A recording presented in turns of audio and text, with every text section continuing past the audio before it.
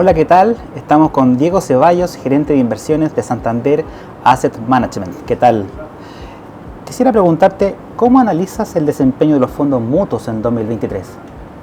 En general, desde Santander Asset Management analizamos que el desempeño de los fondos mutuos durante 2023 ha sido positivo, a pesar de que en términos globales los mercados financieros han tenido que enfrentar una serie de escenarios de incertidumbre, como por ejemplo los temas geopolíticos y lo que tiene que ver con, en este caso, el manejo de la política monetaria de los bancos centrales de mercados desarrollados, los cuales no han logrado todavía controlar la inflación a los niveles y velocidades que habrían querido. Si miramos las distintas categorías de fondos mutuos, te diría que a excepción de lo que son los fondos mutuos de duración muy larga a nivel local, todo el resto ha tenido retornos nominales positivos en lo que va del año. Si hacemos un quiebre en los distintos tipos de fondos y nos vamos a los fondos muy cortos, los fondos money market, estos fondos han tenido retornos nominales positivos, tomando en este caso muy buenas rentabilidades o devengos de las tasas cortas de la curva local, dado que el Banco Central todavía tiene tasas muy contractivas. Lo que esperamos es que esta situación en este caso vaya diezmando en la medida que el Banco Central empiece a recortar y siga recortando las tasas de política monetaria de aquí para adelante. Los fondos mutuos de mediano plazo se han beneficiado de devengos en tasas reales, la verdad que atractivos en términos históricos, y además de que la inflación durante el año ha sido en torno a un 4%, lo que junto a estos devengos positivos en tasas reales ha sido retornos positivos en términos nominales para esos fondos mutuos de mediano plazo. Si nos vamos al panorama de las acciones locales, la bolsa chilena partió muy bien durante el 2023, hemos tenido a mediados de año algunos grados de correcciones, pero vemos que ha tenido retornos en torno al 10% en lo que va del año, lo que en este caso se fundamenta en múltiplos de partida bastante descontados y este escenario de recorte de tasa de política monetaria local que son positivos para las industrias, en este caso, y las compañías chilenas.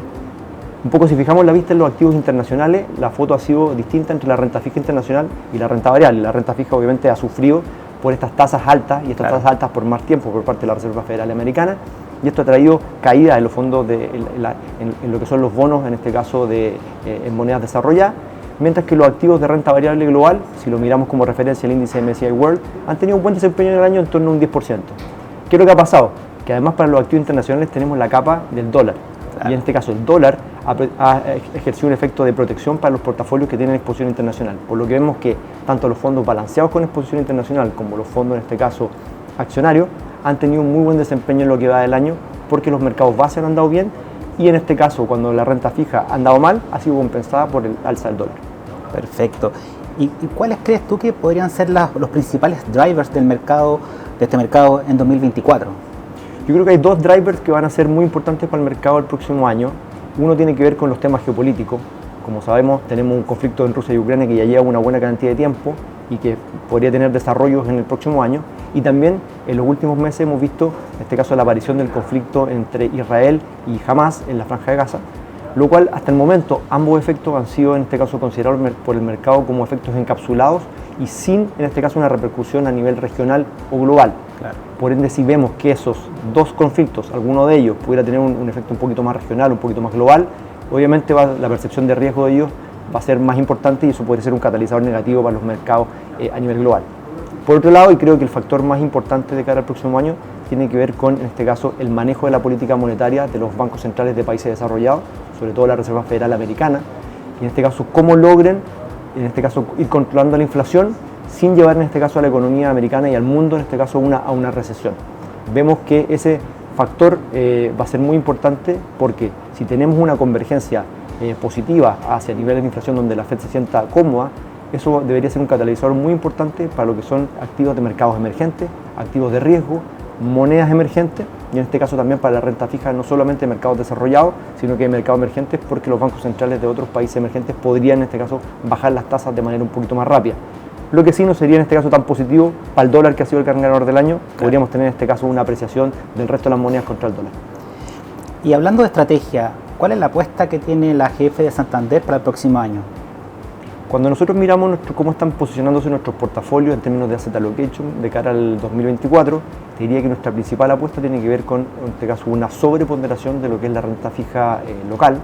sobre todo a partir del segundo semestre, de la oportunidad que se han creado el segundo semestre del año 2023. Hemos visto que sobre todo a partir de julio de este año, en este escenario donde la Reserva Federal Americana dijo este statement de tasas largas por más tiempo, han habido correcciones muy importantes de la renta fija local, sobre todo en los plazos largos, y han creado oportunidades para los portafolios de aumentar duración. En este caso vemos que nuestro escenario central de recortes por parte del Banco Central de Chile existen hoy día oportunidades de una curva que se ve barata en términos relativos contra su historia y también que presenta devengos tanto en UF como en pesos muy interesantes que la gente puede en este caso capitalizar para el largo plazo. Entonces esa es nuestra apuesta más importante. Cuando vamos a ver en este caso la renta fija internacional, vemos que los niveles de tasa también son súper interesantes, pero en este caso está el efecto de la moneda, que hoy día el dólar está muy apreciado y si bien las tasas podrían caer en términos de nivel, el efecto del dólar depreciándose contra el peso chileno podría hacerlo un retorno negativo de cara a los inversionistas locales. Cuando vamos a ver el mercado en este caso de acción y cómo estamos posicionados, te diría que en términos de mercados desarrollados estamos con una subponderación, lo que está básicamente gatillado porque vemos la bolsa americana en términos caros de múltiplos, sobre todo el sector tecnológico que está la verdad que operando a niveles muy caros de precio-utilidad, y mientras que en otras regiones como Europa y Japón en general estamos un poco más